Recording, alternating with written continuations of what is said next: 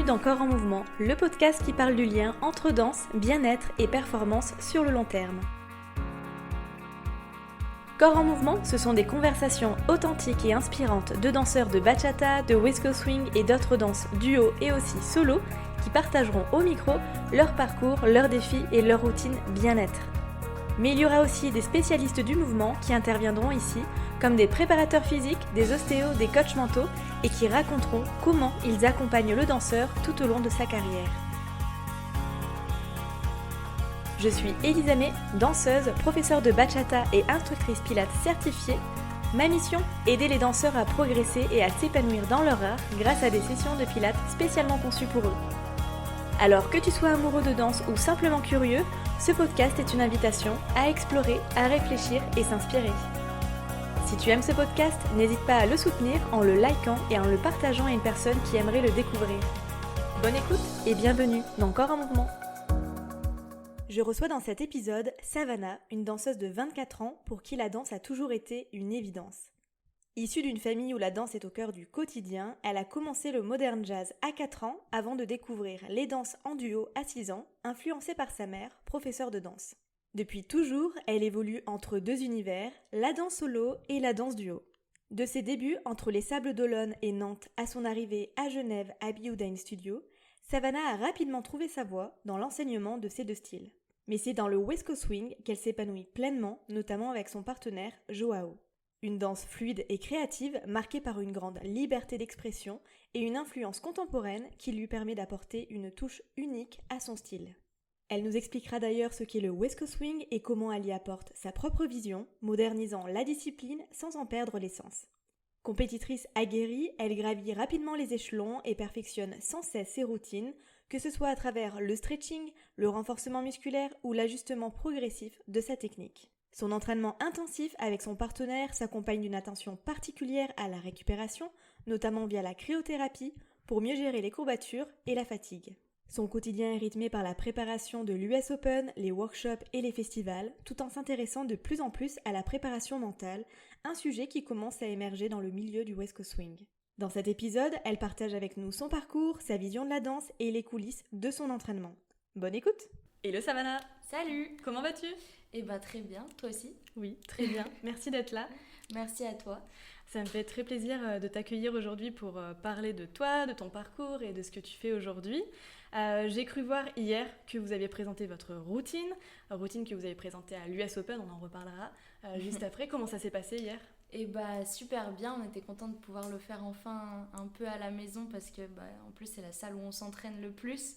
Donc c'est ce que je disais hier, c'est marrant parce qu'on a l'habitude d'avoir la salle vide et du coup remplie dans un autre contexte en soirée. Ouais. C'est toujours drôle de la faire là-bas. Et avec des lumières différentes aussi. Et avec des lumières complètement différentes. Ça change beaucoup de choses. Ouais. Et pas face au miroir. Et dos au miroir. Mais bon, on s'entraîne aussi dos au miroir. Ouais, bah oui, forcément, obligé. Est-ce que c'est plus facile de présenter sa routine devant un public qu'on connaît ou pas? Je sais pas si je dirais plus facile parce que il y a un côté un peu plus stressant où comme tu connais tout le monde, tu as envie de faire bien pour les gens que tu connais. Et en même temps, tu sais qu'ils t'apportent beaucoup de support et du coup, tu as un peu un filet de sécurité pour pouvoir danser devant eux. Ouais. Du coup, c'est un peu un mix, mais c'est chouette quand même, j'aime bien. Ouais.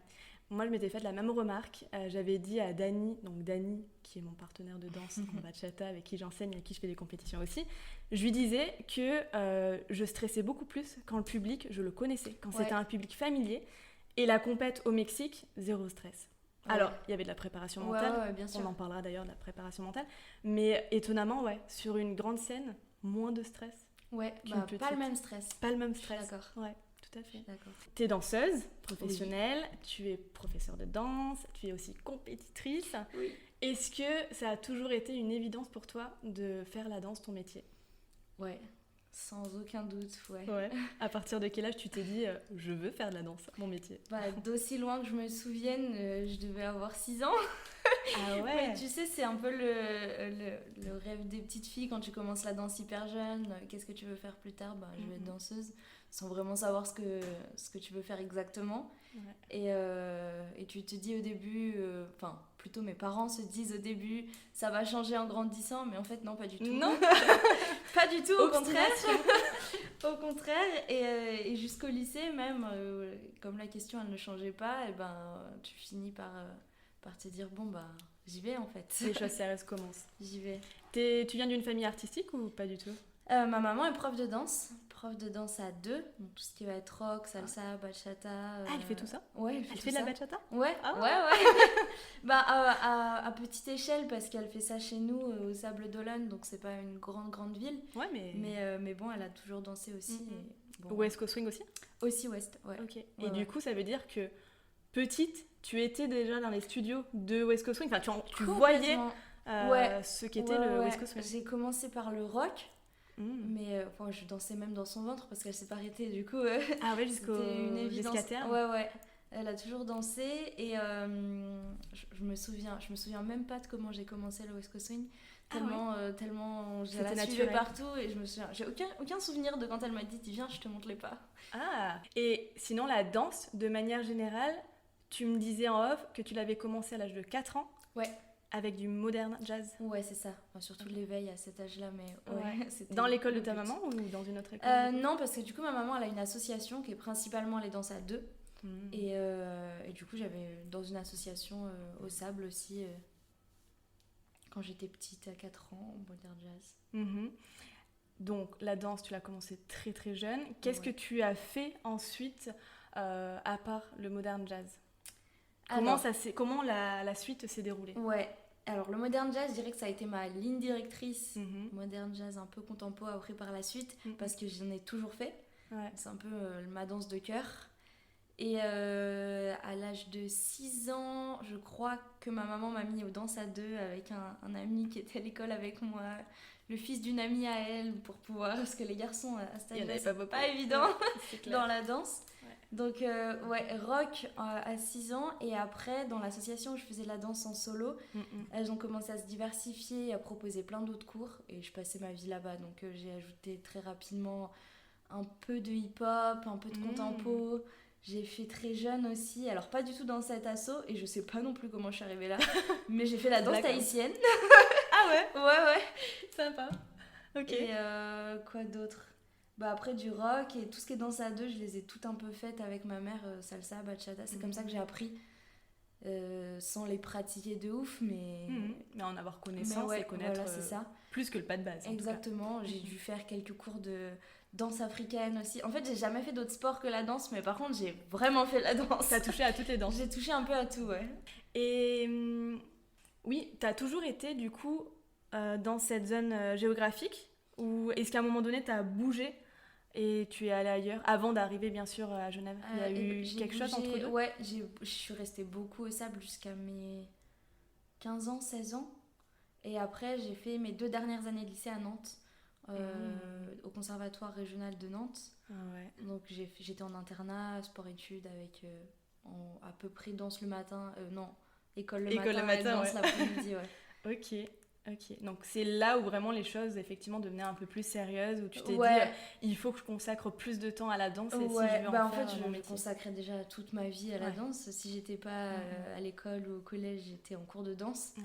Et je m'étais dit, si j'ai envie d'aller un peu plus loin, quel parcours pourrait m'y emmener un peu? Et du coup, j'ai décidé de passer des auditions, et ça a fonctionné. T'as passé quoi comme audition du coup? En fait, j'en ai passé qu'une du coup. Okay. J'ai passé Nantes. Ça fait longtemps que dans ma tête, je voulais essayer de faire ce système un peu sport-études. Parce que à l'école c'était cool, mais si je pouvais en même temps associer ça à la danse, et vu que j'y passais déjà tellement de temps à la danse, si je pouvais avoir un emploi du temps aménagé, c'était l'idéal quand même. C'était l'idée en fait. Et Nantes c'était proche de la maison, et pour plusieurs autres raisons, même si j'étais modern jazz, les diplômes qui étaient proposés en plus du conservatoire, c'était un bac général, donc tout correspondait. J'ai dit on essaye ça et on verra, et ça a marché, donc j'ai juste fait ça. Trop bien. Et est-ce que à ce moment-là, tu avais l'intention d'avoir une carrière de danseuse, par exemple, typiquement dans une compagnie, ou est-ce que rapidement tu t'es dit non, mais en fait j'aimerais plutôt déjà être dans la danse duo Ouais. et enseigner potentiellement avec un partenaire, comme tu fais aujourd'hui, on en parlera bien sûr. C'était un peu la dualité de ma vie, la danse solo et la danse à deux. Parce que en fonction du temps que tu accordes à l'un ou à l'autre, tu peux faire moins dans l'autre domaine. Et à l'époque où j'étais au conservatoire, du coup, je passais beaucoup de temps à faire du solo en semaine. Mais j'avais pas quitté mon association au sable quand je rentrais le week-end. Du coup, quand je rentrais, je faisais aussi de la danse en solo. Et j'avais pas mal de répétitions le week-end. On faisait des concours, on partait, tout ça. Mais j'avais quand même ce côté où j'avais déjà découvert les festivals. Et ça m'avait bien accroché. Et je suis arrivée à un moment donné où je me suis rendu compte que ça manquait en fait de pas pouvoir faire plus de West. Et il fallait que je fasse des choix. Et comme je m'étais engagée en solo, j'avais pas vraiment le choix. Je continuais les projets de groupe, tout ça. Et du coup, c'est vraiment le moment où je me suis rendu compte que, ah oui, ça me manque de pas faire d'événements. Et en même temps, il n'y a pas de chemin tracé dans la danse à deux. Donc je connaissais les profs que j'avais rencontrés en événement où leur vie me donnait envie. Mais en même temps, je savais pas comment y arriver. Et ma mère, elle me disait, mais c'est que sur opportunité. Comme t'as pas d'études, fais ta vie normale et tu verras si ça arrive. Un petit peu au petit bonheur la chance. Ouais, un petit peu, ouais. Et c'est arrivé plus tôt que prévu, donc elle a pas pu dire non. Parce que du coup, quand t'es arrivée sur Genève, c'était en quelle année ? Je crois que c'était septembre 2018, si je dis pas de bêtises. Ah, c'était en 2018 ? Ouais. Parce que du coup, moi, je suis arrivée aussi... Ouais, c'est en pas... janvier 2019, je crois, donc ça faisait pas longtemps. Non. Et là, du coup, les choses vraiment sérieuses ont commencé ou pas tout de suite ? Fait progressivement. Ouais. En fait, j'étais au conservatoire et l'année d'avant mon bac, les vacances d'été avant mon bac, il y a Yang, du coup, le directeur du studio où je bossais, parce que je n'y bosse plus. Il m'a appelé et je l'avais rencontré pareil en stage où il était intervenant. Et j'étais très jeune quand je l'avais rencontré et on avait bien matché, on aimait bien l'enseignement, tout ça qu'il avait. Et faut dire que c'est un peu le king. Ouais, il est connu pour ça. Il est connu pour ça. King de la technique. Et l'année d'avant mon bac, il m'appelle et il me pose la question tu sais ce que tu veux faire après le bac ? Et je lui dis dans la danse, mais je sais pas quoi. Je sais pas comment. Et il m'a dit si tu veux, j'ai une place dans mon école, tu viens après le bac. L'objectif c'était de passer le bac, de passer le AT, de passer le permis. Et si j'avais les trois, ma maman me laissait partir. Ah ouais, sous condition. Et il m'a dit j'ai une place dans mon école, je te forme et tu enseignes quoi. Et du coup je me suis dit j'ai pas d'objectif tout tracé, mais par contre ça peut être un bon chemin vers ce que j'ai envie de faire. Donc je me suis dit vas-y, let's go. T'as senti que ça pouvait être l'opportunité qui allait te permettre de booster je suis un peu YOLO. Alors si j'ai des opportunités ou des chances comme ça, je me dis vas-y, si ça arrive c'est que je dois tester et on verra, sinon je vais regretter. Et du coup j'ai eu la chance d'avoir le soutien de mes parents et du coup ça a pu se faire. Et je me suis dit je sais pas où je vais vraiment en fait, parce qu'à part lui là-bas je connaissais personne, mais j'y vais, à part j'ai la danse et on va voir. Tu parles du soutien de tes parents, tu penses que ça a eu une influence sur ton parcours positive du coup? Ouais, oui, parce que du coup ça n'a jamais été un frein pour moi. Ma maman qui est dans le métier, elle sait ce que c'est d'avoir un métier un peu passion. Mon papa il fait la danse, il n'est pas danseur mais il est assez sportif, donc pareil lui il a fait sport-études en foot, du coup il comprenait en fait toutes mes envies. Et il sait qu'il faut se donner les moyens si on veut parvenir à ses rêves. Exactement. Ok. T'as parlé de l'EAT. Moi, je me souviens d'une conversation, courant 2019 peut-être, je sais pas, je me souviens plus trop, où tu me parlais d'Annecy. Ouais. Et peut-être, est-ce que c'était l'EAT ou le DE? C'était mon DE. Parce que du coup, j'ai fait les 3 conditions avant d'arriver à Genève. Donc j'ai passé mon EAT en jazz, en candidat libre, j'ai eu mon bac et j'ai passé mon permis. Pas contempo? Et c'est une bonne question. En fait, comme j'étais au conservatoire, il y avait un cursus un peu tracé pour pouvoir obtenir son DEC, qui est le diplôme d'études chorégraphiques, et qui est un peu, quand tu fouilles dans les papiers, c'est un peu l'équivalent de l'EAT. Ah ouais. Mais il fallait 3 ans, il fallait 2 ans en cycle spécialisé au conservatoire. Et comme j'ai fait que 2 ans au conservatoire, parce que je suis arrivée après la seconde, il me manquait, j'ai fait 1 an en cycle spécialisé parce que tu rentres pas en cycle spécialisé direct. Il faut que tu fasses 1 an, ensuite que tu repasses une audition en interne. Du coup, il me manquait une année pour faire bien les choses. Et comme j'avais un peu peur de ce qu'ils allaient dire si jamais je présentais un EAT en candidat libre, je me suis dit, ok, le contemporain, je reste dans la ligne. Mais j'ai regretté, en fait, j'aurais dû quand même... Bon, c'est jamais trop tard. Oui, mais c'est pas que ça me serve aujourd'hui, c'était juste pour dire, ouais, je l'ai fait. T'as les papiers, quoi. Mais du coup, je suis très heureuse d'avoir osé le faire en jazz, en candidat libre, parce que dans beaucoup d'études, tu te rends compte que ça prend 1 an de formation, alors que j'ai fait ça à côté de mon bac, à côté du conservatoire, et j'ai juste préparé en parallèle, je me suis présentée à la date, et nickel, et en fait. Tout, Et ce fameux DE, du coup, est-ce que c'est fameux toujours dans tes projets? Pas du tout. C'est toujours dans un coin. J'ai commencé l'année du Covid, en fait. Parce que, en fait, c'est ça, dans le cheminement, je suis arrivée à Genève, j'ai intégré l'école BIU, et donc je faisais partie du bureau, c'était quasiment un boulot à plein temps, hein. Je faisais beaucoup d'heures au bureau, où j'ai appris énormément de choses sur le tas, enfin tout sur le tas, parce que je sortais du bac. Donc, La communication aussi, t'avais à un moment donné fait même des études. Ça c'est pareil, quand je suis arrivée à Genève, tu sais, t'as les parents, j'ai beaucoup de soutien, mais ma maman qui était quand même un peu inquiète en me disant...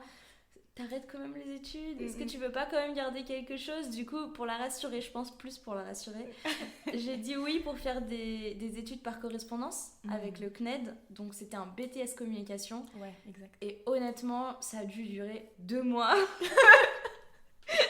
Donc t'as pas passé le BTS, c'est continu ou c'est je me souviens plus. Il y a les 2, je crois. Examen continu, examen final. Ouais, t'as l'examen contrôle continu, et à la fin t'as quand même des épreuves avec des projets à rendre. Donc du coup t'as pas passé les épreuves. Non, mais en fait, tsunami, une nouvelle chose. Je suis arrivée dans une nouvelle ville, j'avais à peine 18 ans.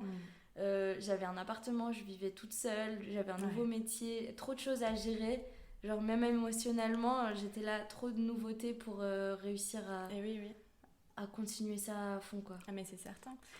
Si on revient sur le West Coast Swing, c'est pas la danse la plus populaire des danses duo. Enfin, en tout cas, tu vois, quand j'ai interviewé Lou, la danseuse contemporaine... elle ne me connaissait pas. Non, elle ne connaissait pas. Et ça m'étonne pas, parce que la danse duo la plus populaire, je pense que c'est la salsa. Je pense, pour celles et ceux qui ne connaissent pas, du coup, le West Coast Swing, comment tu décris cette danse? Alors, c'est une bonne question. C'est souvent la question qu'on a quand on dit on fait du West Coast Swing. C'est quoi? Du quoi? Est-ce que c'est de la country avec des bottes? Non, pas du tout. C'est vrai que c'est un peu le cliché. Enfin, alors peut-être plus maintenant. Mais ça change. Je pense que les réseaux apportent une visibilité aujourd'hui assez énorme. Et on dissocie la line du West Coast Swing. Ouais, pour le coup, parce que du coup, c'est une danse à 2 alors que la line, on est en solo.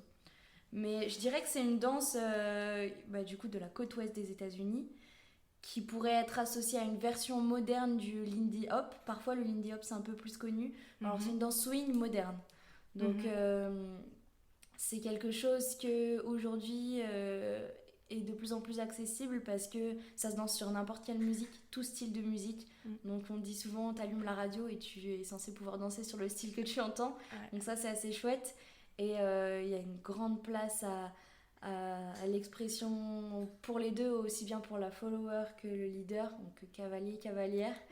Et on a des connexions très larges, avec beaucoup d'élasticité, de fluidité, qui permettent un panel de création qui est assez énorme par rapport à d'autres danses à 2 qui peuvent exister. C'est vrai que venant de la bachata, j'y trouve plus de liberté dans le West Coast Swing. Ouais, c'est souvent ce qui ressort. Pourtant, la bachata, ça se modernise, et puis de plus en plus, la follow peut prendre le lead. Alors, ça reste quand même petit. En West Coast Swing, c'est quelque chose qui se fait souvent, ou quand même pas si souvent que ça. C'est marrant, c'est un peu un sujet tabou dans le milieu, le terme prise de lead, parce qu'on n'aime pas... hijacker un peu le leader, tu sais, genre casser ce qu'il vient de proposer pour faire ta live. Et en même temps, ça permet d'enrichir la danse. Mais on a la chance de pouvoir influencer, on va dire, notre leader en proposant des formes différentes.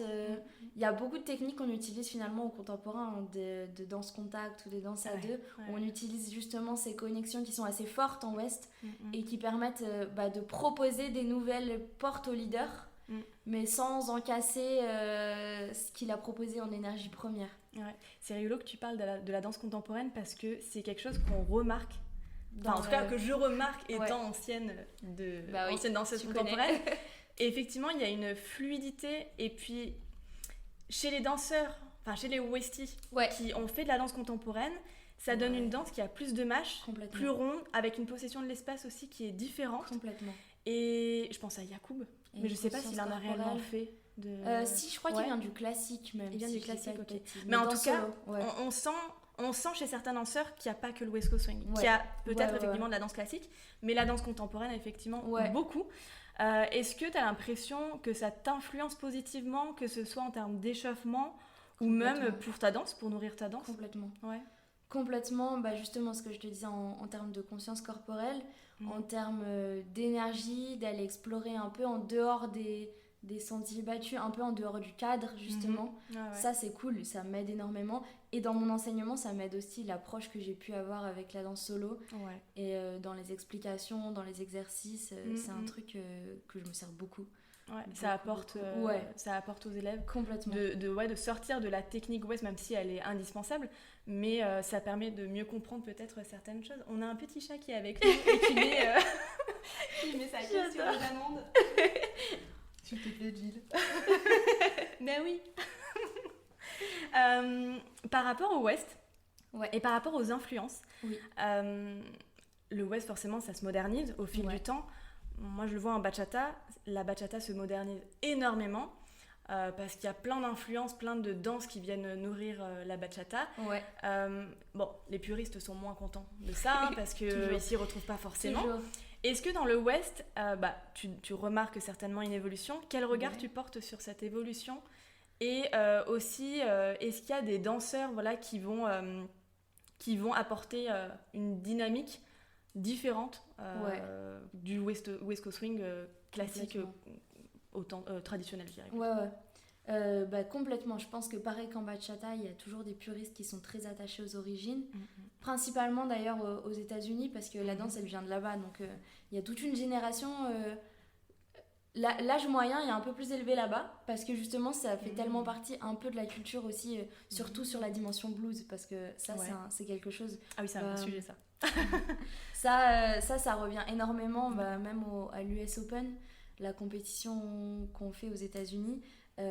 Tu remarques qu'il y a des grands noms qui sont des générations d'avant, et qui sont très attachés justement à ça, et qui ont du mal à accepter que la danse se modernise, que tu fasses des choses un peu moins swing.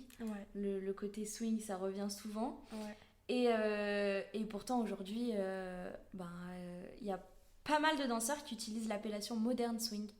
Je pense qu'il y a une raison sur la communication, sur le marketing, parce que justement ce qu'on disait tout à l'heure, en fait, le West Coast Swing, ça parle tellement pas aux gens qui ne dansent pas, et des fois c'est pas vendeur, donc il y a des gens qui utilisent vraiment le terme modern swing.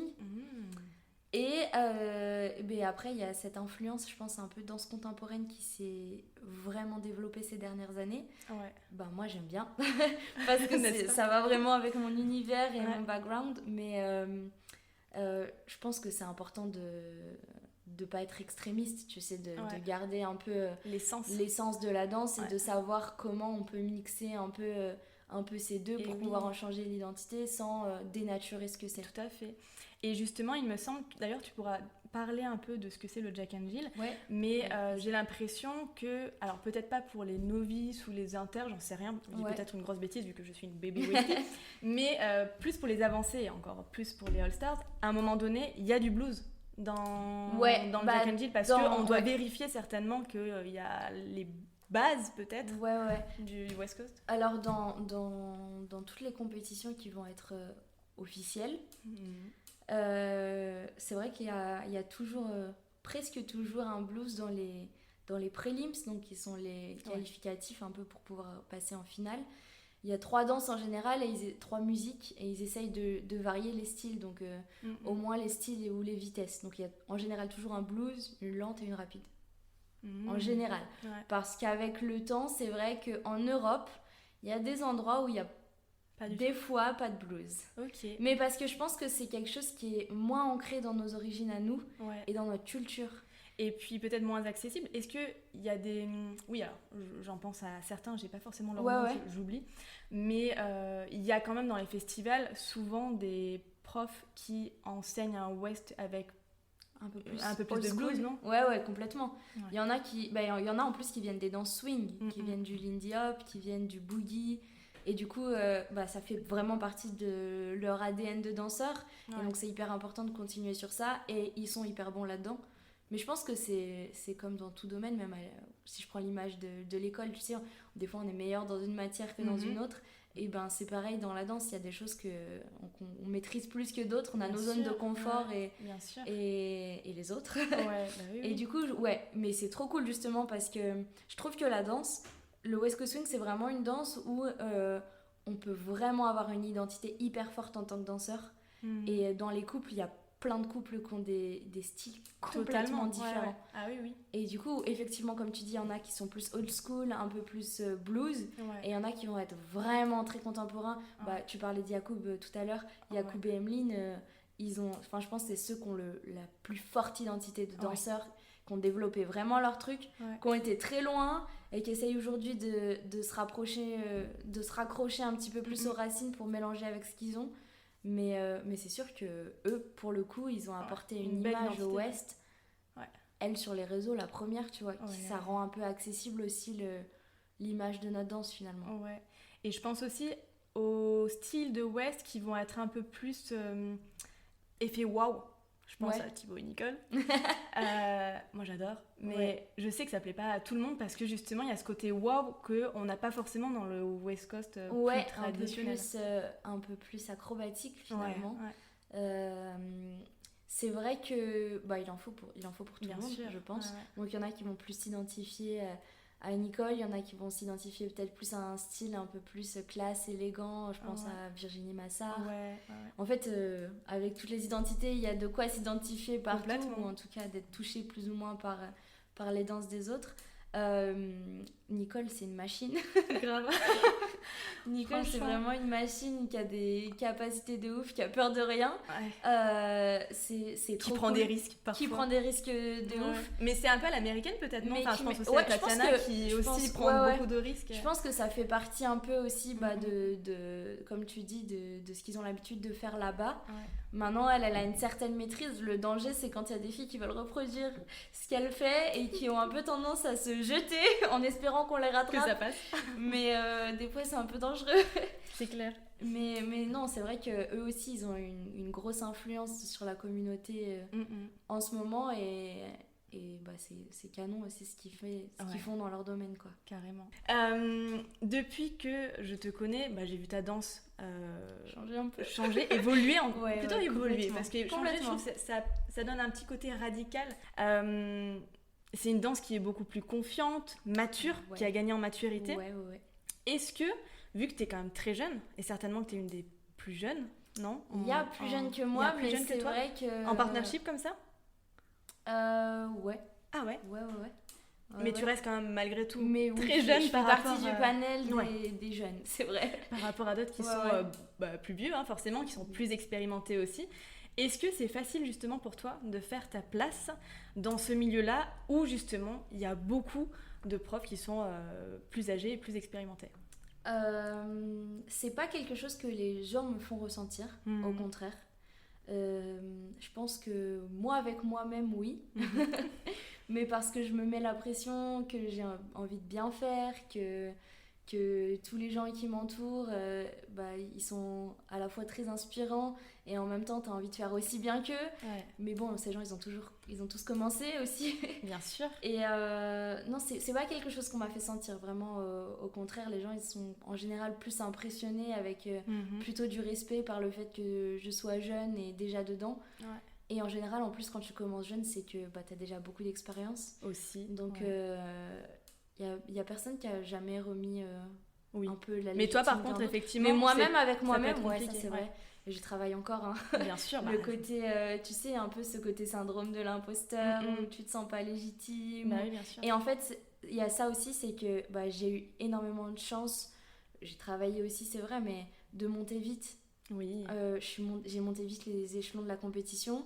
J'ai eu la chance de rencontrer mon partenaire avec qui ça a matché bien. Et du coup, ça a été hyper vite. En 2 ans, on était sur tous les événements.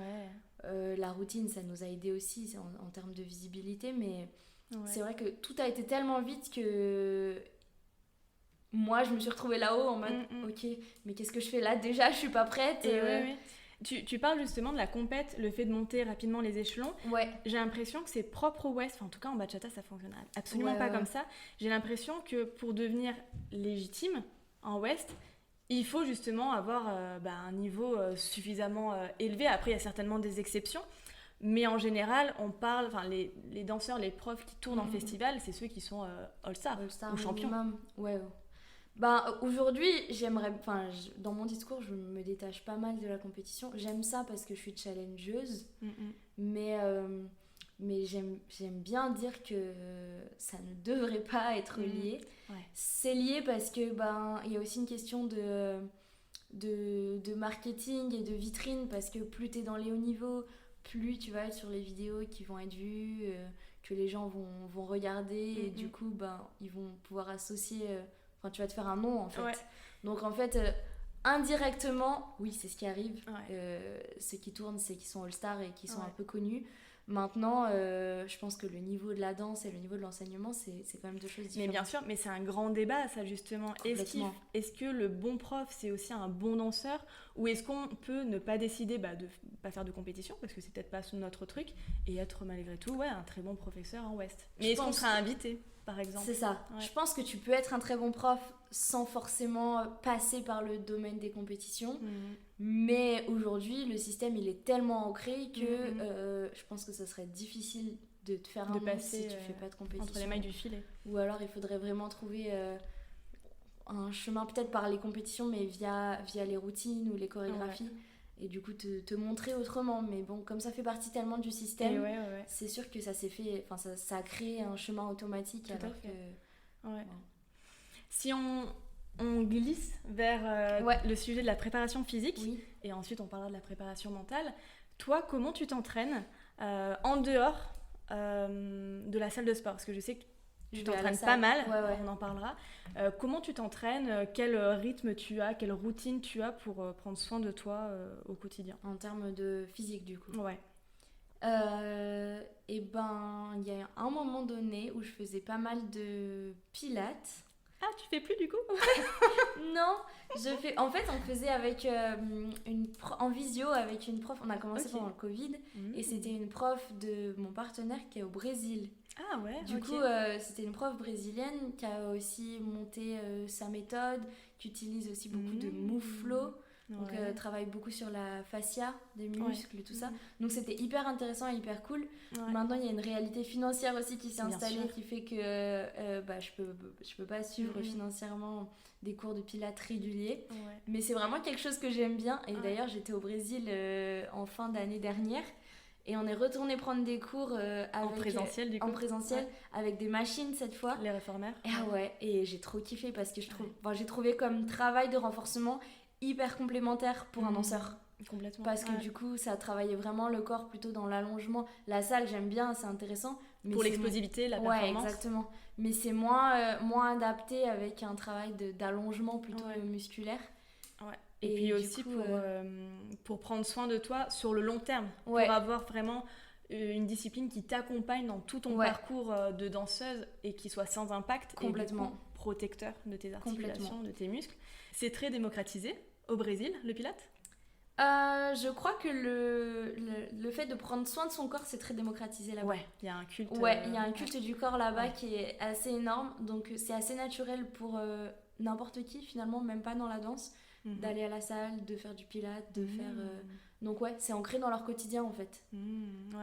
Et puis c'est vrai qu'à Genève, du coup, le pilate, faut dire ce qui est, c'est financièrement, ça coûte de l'argent, surtout le réformeur. Complètement. C'est beaucoup moins accessible que le mat work, qui est donc le pilate sur tapis. Après, effectivement, je pense que naturellement, quand tu es dans la salle, quand tu es dans le studio de danse, quand tu t'échauffes intelligemment et certainement que tu mobilises ton transverse qui est très important à mobiliser pour protéger son dos et qui est propre au pilate en soi. Donc, j'aimerais beaucoup pouvoir suivre des cours réguliers encore aujourd'hui. Comme je t'ai dit, il y a la réalité financière, mais d'après ce que j'ai fait déjà, c'est sûr que tu gardes des choses. Le travail qu'on faisait en visio avec le Move Flow, elle nous faisait travailler avec des ballons, tu sais, un peu en caoutchouc. Ballons paille. Ouais. Et du coup, ça nous a créé des petites routines d'entraînement, enfin de pré-entraînement du coup, qu'on a gardé parce que du coup, ça nous avait fait acheter des ballons. Et je sais qu'à chaque fois qu'on va s'entraîner, on arrive avec nos ballons, on déménage aussi Ouais. Bah, ça vient de lui puisque c'était une amie à lui. Et du coup, on a emmené ça et ancré ça dans notre routine de travail. Et c'est vrai que ça change beaucoup de la façon de préparer notre corps pour le reste. Clairement, ouais. Et concrètement, malgré le fait que tu sois une danseuse itinérante, les week-ends, du coup, il y a des festivals où tu interviens pour des workshops, comment tu arrives à t'organiser en semaine, du coup, pour faire du sport, t'entraîner à la danse? Comment ça se passe, cette routine? Tu apprends beaucoup. Tu apprends sur le tas et tu fais des réglages. Mais l'objectif et ce qu'on essaye de faire, c'est de créer des routines, en fait, notamment de stretching. J'essaie d'avoir une petite routine de stretching, si possible tous les jours, idéalement matin et soir, mais bon, j'avoue, si je suis honnête, je ne le fais pas tout le temps. Comment ça? Dans un monde idéal, ça ne s'entraîne pas, ça s'étire pas tous les jours, comment ça? Ouais, mais du coup, c'est... Ouais, matin ou soir. Ouais. Mais à côté, il y a quand même beaucoup de choses que tu fais. La salle, par exemple, tu vois. Et on avait acheté un programme qu'on faisait, nous, environ 4-5 fois par semaine. Et là, depuis cette année, 2025, on a... toujours au Brésil. Tu vas déménager au Brésil bientôt? C'est moins cher. Ah bah oui. C'est moins cher, c'est vrai que... Et puis en plus, finalement, ça fait vivre aussi des gens de là-bas. Et je sais que là-bas, les conditions financières, elles sont différentes d'ici pour vivre de ça. Donc ça permet d'apporter de l'aide là-bas. Nous, ça nous aide aussi parce qu'on paye moins cher. Et franchement, c'est top. Du coup, on a un coach qui nous a créé un programme personnalisé à chacun et adapté avec notre emploi du temps, au fait qu'on voyage, à notre morphologie. Et du coup, ça fait à peu près un mois. Ouais, c'est la 4e semaine qu'on est rentré dans ce programme. Et qu'on essaye de tenir plutôt pas mal par rapport aux années précédentes. Il y a plus, c'est normal avec le temps aussi, comme tu dis, les habitudes se créent, les routines se créent, donc ça devient de plus en plus facile et en même temps, il faut garder la motivation. Mais la discipline doit prendre le relais dans ces cas-là, certainement. Tu dis souvent on, donc ça veut dire que vous vous entraînez tout le temps ensemble? Ouais, c'est vrai. Tout le temps. En fait, ça aide beaucoup d'être dans la motivation. Il arrive des fois que c'est plus dans ce sens-là, qu'il ne soit pas motivé ou alors fatigué. Et c'est toi qui le motive. En fait, c'est ça. Mais dans tous les cas, les deux vous... déjà on se régule quand il y en a un qui est un peu moins motivé, on essaye de compter un peu sur l'autre et c'est ça qui est cool dans le fait d'être à deux, c'est qu'on se motive. Maintenant, j'essaye vraiment de me tenir et du coup d'y aller aussi seule. Quand mon binôme n'est pas... Et oui, parce que du coup, je crois que j'avais vu sur Insta, il me semble que parfois, ça peut vous arriver d'avoir des contrats individuels. C'est plus rare. Mais c'est plus rare. C'est vrai qu'au début de notre partenariat, le but, c'était d'avoir des contrats pour pouvoir en vivre, mais du coup, tu commences crescendo. Et son mari, pour le coup, il fait le même métier que nous. Donc, en fait, il avait aussi des contrats avec son mari. Parce que il faut des contrats pour pouvoir vivre, tout ça. Et du coup, ça c'était la première année où il était un peu partagé avec nous deux, mais on essayait de construire vraiment notre partenariat. La deuxième année, on avait de plus en plus de contrats nous, mais il avait toujours quelques dates, et là il a commencé à avoir des conflits, pas des conflits, des disputes, mais tu sais, ou des dates qui se chevauchent. Bah oui, bien sûr. Et du coup, sur ces dates-là, est arrivée la question de qu'est-ce qu'on fait, parce que il y a quelques contrats où du coup on n'a pas pu accepter parce qu'il était déjà pris. Et du coup, finalement, j'ai été appelée sur des contrats en même temps. Comme il était déjà pris, on m'a appelée toute seule. Et aujourd'hui, cette 3e année, on a décidé de vraiment construire le partenariat ensemble. Donc, il doit rester 2 dates avec Ludo. Et le reste, c'est principalement tous les deux qu'on bosse. Ok, oui, je comprends tout à fait. Si on parle de la récupération sportive... Il me semble que j'avais vu, on en avait discuté de la cryothérapie. J'étais très intriguée, donc je te demandais, mais alors du coup, ça donne quoi, etc. Mais est-ce que c'est quelque chose que tu continues à faire ou c'était pour du one-shot? Non, je continue. On a commencé parce qu'il était blessé et qu'on nous a dit que pour aider l'accélération dans la récupération, justement, ça pouvait être très intéressant. Donc on a été découvrir ça pour cette raison. À Annecy, Cryo Advance. La petite pub. Non, ils sont vraiment top. Ouais. Vraiment, vraiment top. Ils t'expliquent vraiment ce que ça fait dans ton corps, comment ça change ta circulation sanguine, qu'est-ce que ça t'apporte. Ils travaillent beaucoup avec des gens qui sont blessés, mais du coup, c'est des séances très rapprochées et une dizaine de séances, je crois, pour que ça soit efficace. Ouais. Et moi, j'y suis allée en mode plus pour ma récupération, tout va bien. Et du coup, j'y vais. Alors, j'ai pris un forfait une fois par mois. Mais c'est vrai que des fois, avant une compétition ou avant un gros stage, je rapproche les séances et j'y vais un peu plus souvent. Et c'est quoi la sensation ? Enfin, qu'est-ce que tu remarques ? J'ai une sensation de bien-être, de ouf. De légèreté ou jamais fait, je sais pas du tout. De légèreté, quand t'as fait des grosses séances de sport, ça diminue vachement les courbatures. La sensation de jambes lourdes aussi, des tensions dans ton corps. Franchement, je connaissais pas du tout non plus avant. Et l'effet, il est immédiat quand tu ressors et même pour le reste de ta journée. Donc franchement, ça fait du bien. Et vous avez connu ça comment en fait ? Il y a un prof de West à Lyon, Maxence Martin, qui fait ça assez régulièrement. Et du coup, il nous a recommandé de faire ça. Il nous a même recommandé l'enseigne parce qu'il y a aussi une antenne à Lyon. Et du coup, ça facilite les choses. Bouche à oreille. En termes de récupération, sinon, tu t'accordes du repos ? C'est facile de s'en accorder ou tous les week-ends, toutes les semaines tu danses ? Tous les week-ends, on danse pratiquement. C'est à titre personnel, j'ai tendance à ne pas vouloir me reposer et à faire que ça. Parce que t'es jeune encore. Voilà, c'est ce que diront les générations d'avant moi, pour pas dire les vieux. Non, mais non, c'est vrai. J'ai appris du coup, pour le coup, ils ont raison. J'ai appris. J'ai changé beaucoup mon rythme. Tout à l'heure, je te disais que je ne travaillais plus chez Biou.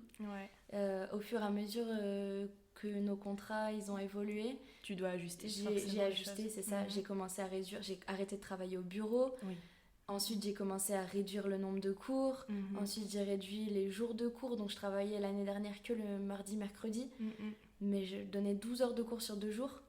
Plus nos entraînements, plus nos week-ends. Et du coup, en fait, même corporellement, à un moment donné, même si ta tête, elle en veut, ton corps, il est là, crier en disant stop. Repose-moi. Stop. Et du coup, je me suis dit, ok, je vais tout arrêter. On va voir comment ça se passe. Et c'est un peu le test de l'année 2025, on va dire. J'ai plus du tout de cours réguliers.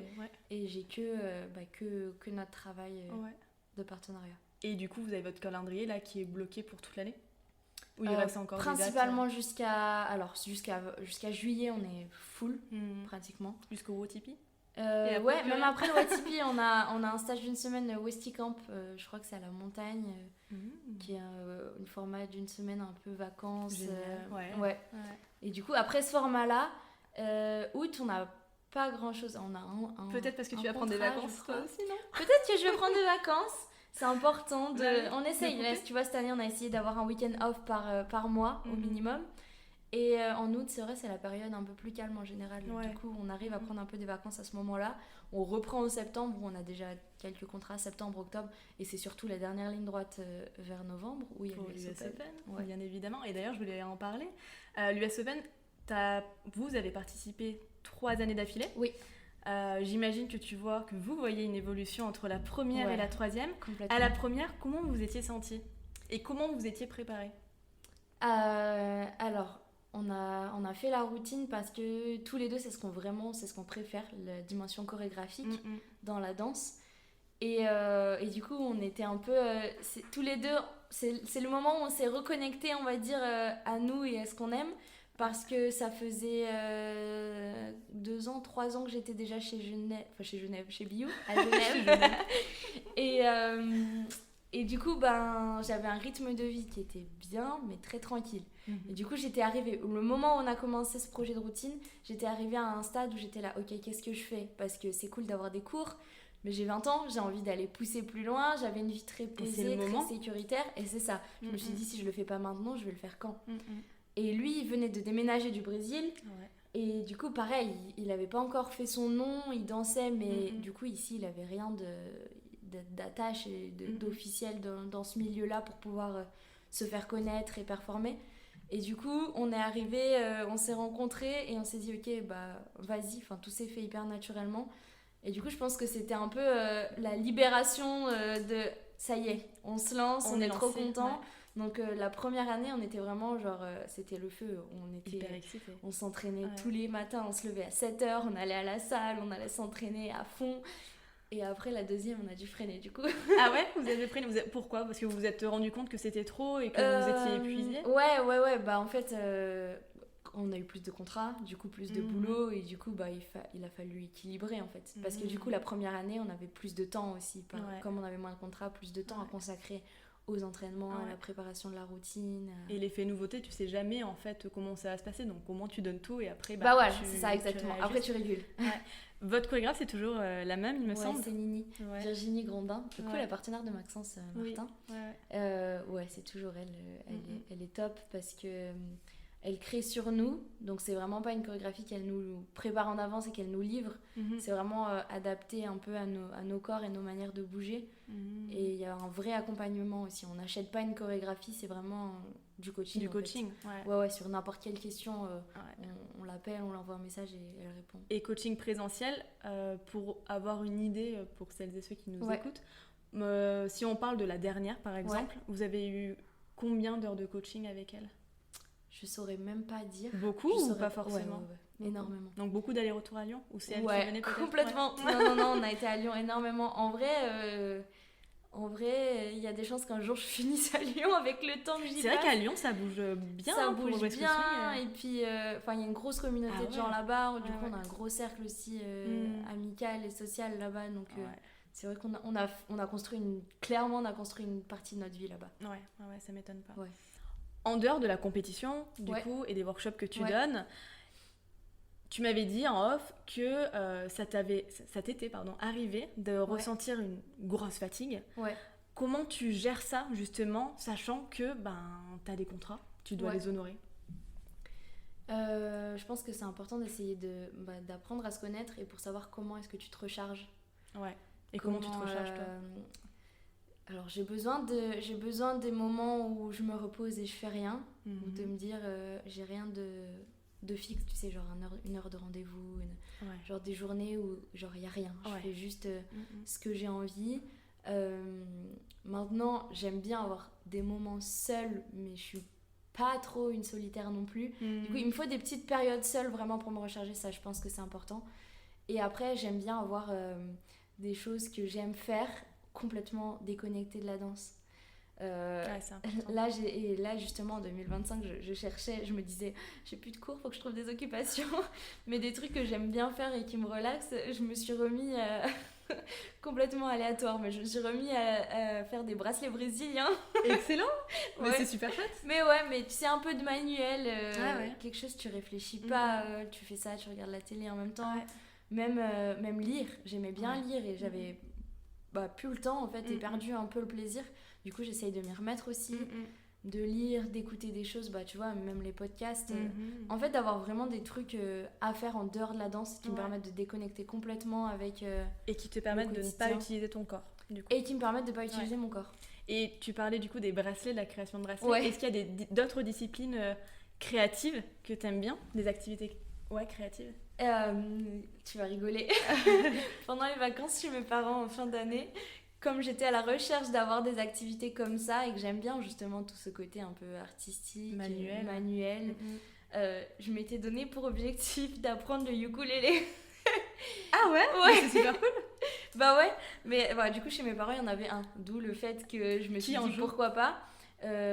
Alors ma mère, mais elle en joue pas vraiment. C'est pareil, plus un objet de décoration en fait. Non, pareil, elle s'est dit qu'elle avait envie d'apprendre parce qu'elle avait fait de la guitare quand elle était plus jeune et du coup elle voulait se remettre un instrument, donc quand elle avait le temps gratter un peu et comme il était là je me suis dit vas-y je vais essayer d'apprendre. Alors quand j'étais chez moi, chez mes parents, oui parce que j'ai jamais fait d'instrument, à la dextérité des doigts vraiment je suis pas très forte. Mais c'est cool d'apprendre, vraiment c'est un process aussi de se retrouver dans une situation genre t'es complètement débutant dans un domaine. De revenir débutant c'est important aussi. Complètement, parce qu'avec la danse aujourd'hui pour toi c'est facile de danser, mais revenir à des choses débutantes je trouve que c'est souvent difficile. Enfin moi je me fais la remarque, c'est vrai que il faut faire preuve de persévérance et de patience, et on a plus la patience aussi. Je me souviens la lecture, pour moi, c'était très compliqué. Ouais. De me plonger dans un livre, j'avais l'impression que c'était une perte de temps. Ouais. Et j'étais là, Elisabeth, t'es un peu impatiente sur les bords. Essaye de te plonger dans l'univers du livre, quoi.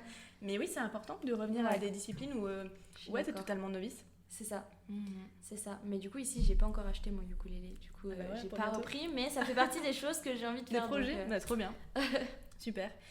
Si on glisse un petit peu sur le sujet de la préparation mentale, gestion des émotions, etc., dans le milieu du West, je vois de plus en plus d'initiatives justement en lien avec la préparation mentale et je trouve ça génial. Enfin, personnellement, je ne peux que saluer cette initiative parce que j'ai fait 1 an moi, de préparation mentale en vue de la compète internationale au Mexique, en bachata.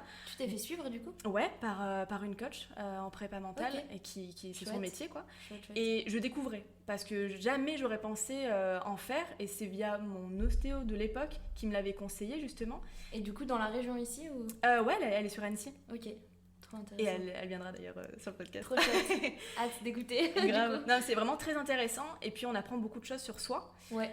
Et oui, dans l'Ouest, je vois effectivement des initiatives en événements plutôt des événements sociaux où il y a des choses qui bougent et je trouve ça très très bien, surtout dans le milieu du Ouest où il y a beaucoup de compétition sociale. C'est vrai. Et compétition sociale, ça veut dire en fait finalement que c'est pas forcément des danseurs professionnels, c'est accès aux novices, des personnes qui commencent la compétition. Et il faut avoir des clés, en tout cas, pour pas s'abîmer et puis baisser les bras, alors que il y a des clés pour justement se sentir bien et réussir ce qu'on a envie de, tout ce qu'on a envie de donner, on y arrive plus facilement. Toi, comment tu as découvert ce milieu de la préparation mentale ? Est-ce que c'est par ces initiatives ? Non. Non. J'ai jamais suivi à proprement parler, j'ai jamais eu un suivi comme toi t'as pu avoir avec un coach mental. J'aurais aimé, pareil là pour des raisons un peu financières.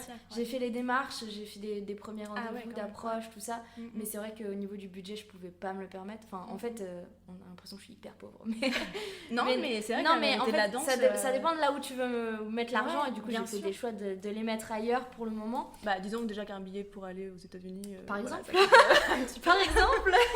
Voilà. Par exemple, mais du coup c'est quand même un domaine qui m'intéresse et d'ailleurs suite à ces prises de contact on m'a recommandé des livres tout ça que je n'ai pas encore acheté mais qui font partie des choses que j'ai envie de faire et cette dimension mentale elle m'a toujours intéressée. Je pense que ça vient de mon papa. Il a toujours aimé me coacher un peu dans le sport en général à l'école, la préparation des crosses, des choses comme ça. Et du coup, ce côté un peu aussi, j'ai envie d'être une battante, mais sur tous les plans. Et du coup, j'ai toujours essayé de... Je sais pas pourquoi, c'est ancré naturellement en moi, où cette dimension-là, je pense que j'ai un mental qui est assez fort. Et j'ai toujours aimé essayer d'aller me pousser au-delà de mes limites, mais grâce à ma tête quoi. Ouais. J'ai des facilités en danse, c'est vrai, mais par exemple au niveau de la souplesse, je suis pas née hyper souple et j'ai dû avoir plein de choses à force de travailler. Du coup, à force de travail, j'ai forgé le travail sur tous les plans, aussi bien physique que mental. Bien sûr, ouais. Et du coup, ça m'a... Enfin, en fait, j'ai vraiment vu que ça m'a aidée tout au long, depuis toute petite. Hein. En anecdote, à mes 8 ans, mon premier concours en solo, championnat de France, donc je suis sélectionnée pour le championnat de France, c'est ouf. Le championnat de France, première pirouette, je fais un tour, je finis sur les fesses. À 8 ans. Et je me souviens, j'ai perdu tous mes repères, j'ai fini sur les fesses. Et en fait, j'ai pas réfléchi, je me suis relevée, j'ai attendu le prochain accent musical et j'ai fini ma choré jusqu'au bout avec le sourire. Et j'ai fini, je crois, 6e, je crois. Et j'étais là, waouh, mais en fait, on peut tout faire. Bien sûr. Si avec le pouvoir du mental, on peut tout réaliser. Ouais. Ça me fait penser justement à aussi une anecdote de semi-chute, pas vraiment, mais c'était une finale de la FFD, donc Fédération Française de Danse. C'était ça, moi aussi. Et en répétition, jamais ça plantait. Et là, je sais pas pourquoi, ça ne passe pas. Et c'est là où tu vois qu'effectivement le mental est fort, c'est que on continue, quoi qu'il arrive. Bon, après, même je me souviens en répétition, Dany, il me répétait, s'il se passe quelque chose, on continue, en fait, on lâche pas, c'est pas une raison pour stopper, on continue comme si de rien n'était. Mais ça montre qu'effectivement le mental, ça se travaille, et oui, il faut faire face à ces aléas. Et c'est vrai, et c'est hyper intéressant ce que tu dis quand tu parles en entraînement, parce qu'on a tendance à le dire, tu sais, oralement, s'il se passe quelque chose, on continue. Ouais, mais en fait, ça paraît évident, Mais en fait, quand ça t'arrive sur le coup du stress, je trouve hyper important de se le dire, de le travailler. Et en fait, ça me fait penser que... Mais je crois que je viens de le prendre conscience tout de suite. En entraînement, même en solo, on avait des cours où notre prof de danse, elle nous disait... elle nous faisait passer nos chorés. Et pendant qu'on faisait nos chorés, elle nous posait plein de questions. Mais des questions bêtes.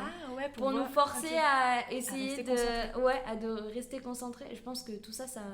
Enfin, je disais que j'ai pas eu de préparation mentale à proprement parler, mais je pense que ça fait partie du process qui m'a bien aidé à renforcer cet aspect-là. Bah ouais, complètement.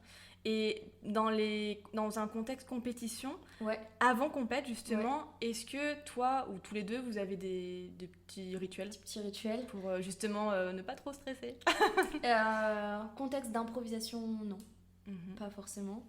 Y a quand même un truc, je vais pas m'attribuer le mérite parce que c'est lui qui m'a appris, mais c'est un truc que je répète tout le temps aux gens parce que ça m'a vraiment parlé, c'est que les neurotransmetteurs du stress, ce sont exactement les mêmes que ceux de l'excitation.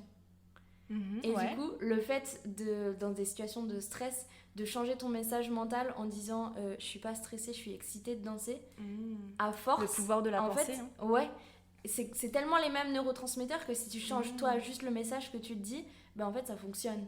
Parce que chimiquement c'est la même chose qui se passe dans ton corps en fait.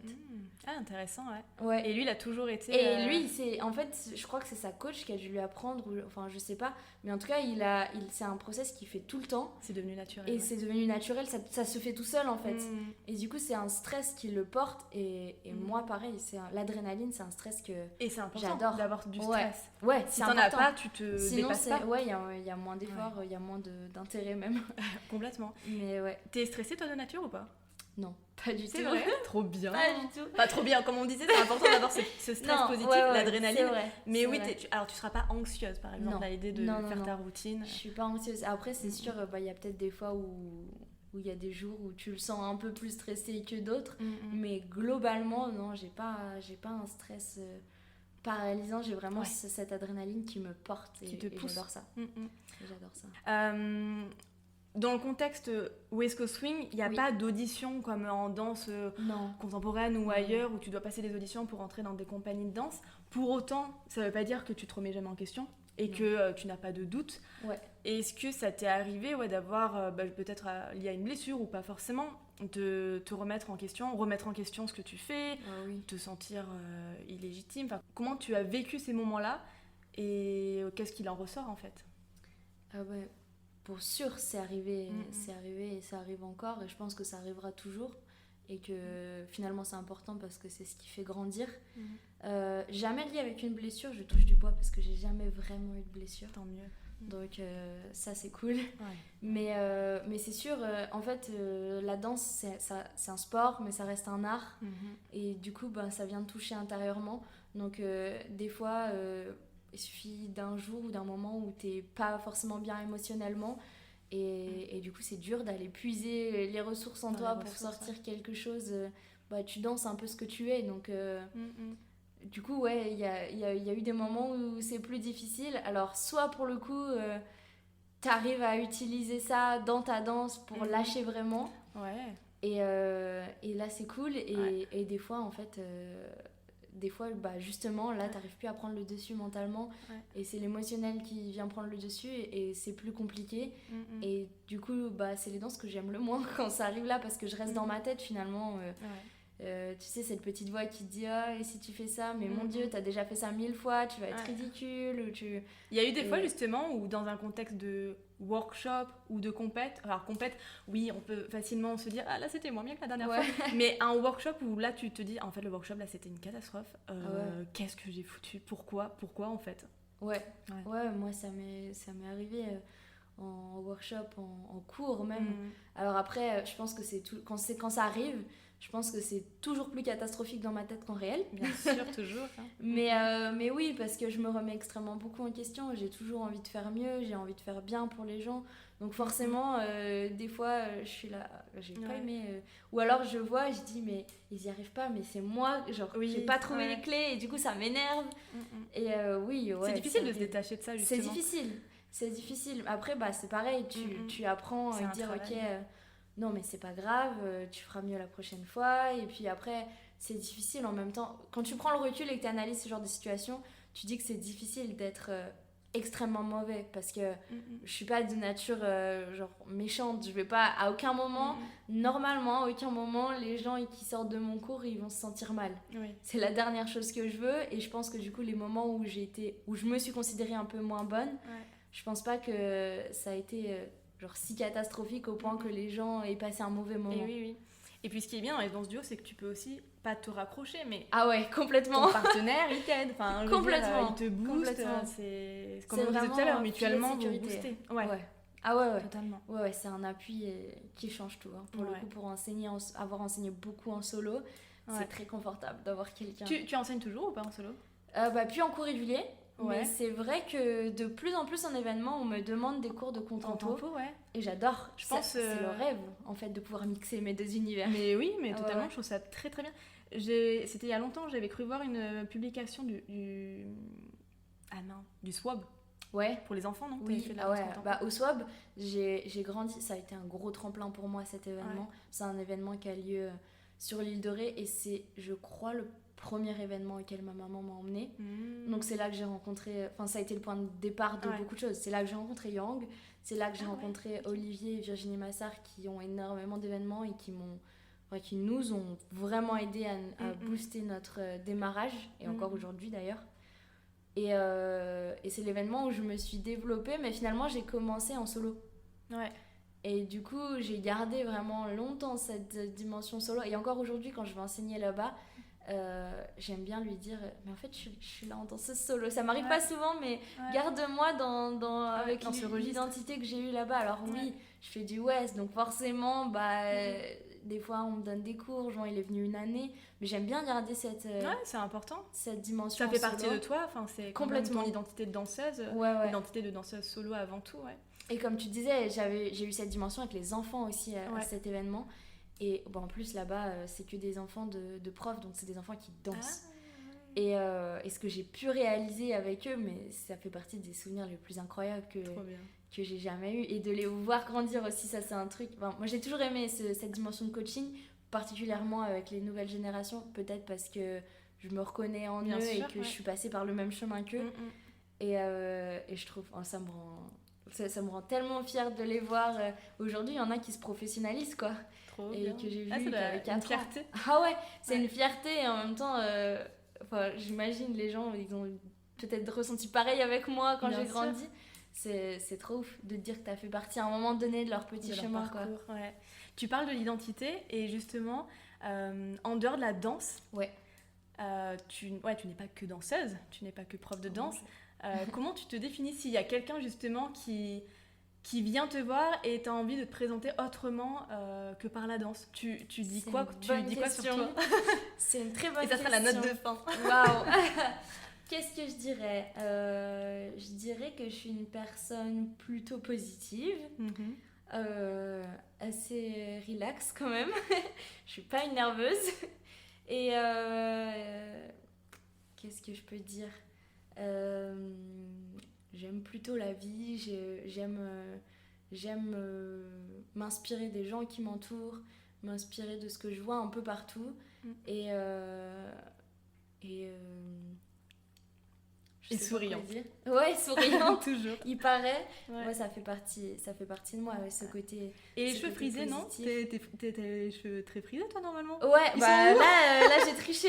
On a fait la routine hier, donc j'ai coiffé de ouf, j'ai laqué, Oui, forcément. Non, c'est vrai, j'ai les cheveux énormément frisés. Ils changent un peu de nature avec le temps. C'est vrai que j'ai les cheveux très épais, très bouclés. Et ils sont plus longs aussi. Je me souviens, avant, ils étaient plutôt... parce que la période où je t'ai connue, toi, je suis arrivée dans un changement de ma vie où j'avais envie de changer tout et du coup j'avais coupé, mais c'était pas une bonne idée. Ah ouais, tu regrettes? Non, je regrette pas d'avoir changé, mais quand je vois les photos, je me dis bon, c'était pas la meilleure coupe non plus de ma vie. Mais c'est bien, faut tester, t'as raison. Et là c'est pareil. Là j'arrive 2025, je sens que c'est un moment où j'ai envie de changer, même dans le style. J'ai envie. T'as quoi qui te passe par la tête? Je sais pas, déjà rien que dans ma danse, c'est drôle, on a fait notre premier contrat qu'on a eu à Singapour il y a 2 ans. c'est un voyage qui a énormément changé nos vies, même dans la manière de manger, tout ça, j'ai découvert. En fait, je me suis ouverte à des choses que je connaissais pas. Et j'étais vraiment je l'ai déjà dit dans le podcast, mais il y a ce côté YOLO de j'y vais. Genre, en fait, souvent je fais les choses et je réfléchis après. Mais au moins c'est bien, tu testes et tu prends pas la tête. Ça. Ouais, tu parlais de me définir, ça fait partie vraiment de moi aussi. Je me lance et je réfléchis pas trop. Et après peut-être je réfléchis. Mais j'aime bien vivre la vie à fond. Ouais. Et du coup dans ce voyage là c'est ce qu'on a fait. Et je sais pas, naturellement le style des gens là-bas, il y a un côté un peu plus urbain dans la manière de s'habiller. J'ai changé ma manière de m'habiller, j'ai changé ma manière de manger. Et là j'ai envie pareil même mes cheveux, j'ai envie de changer, genre d'aller voir quelqu'un. J'ai envie d'aller voir un styliste capillaire, tu sais, qui dit qu'est-ce qui peut bien t'aller. Et vraiment, je pense que ça va avec l'idée d'aller à fond de construire ta personnalité dans la danse. Tout à fait. Ouais. Trop bien. Où est-ce qu'on te retrouve sur les réseaux sociaux où tu publies le plus? J'ai mon compte Instagram. Instagram, c'est ce que j'utilise le plus. J'ai mon compte perso qui est Nana Baro. Et après, on a notre compte à deux où on publie énormément notre contenu qui nous concerne tous les deux. Ouais, trop bien. Et merci beaucoup. Merci à toi, c'était trop bien. Merci. Voilà, l'épisode est terminé. Je te remercie pour ton écoute. Si tu as aimé cet épisode, je t'invite à le liker, à laisser un commentaire et à le partager. Ça me fera très plaisir.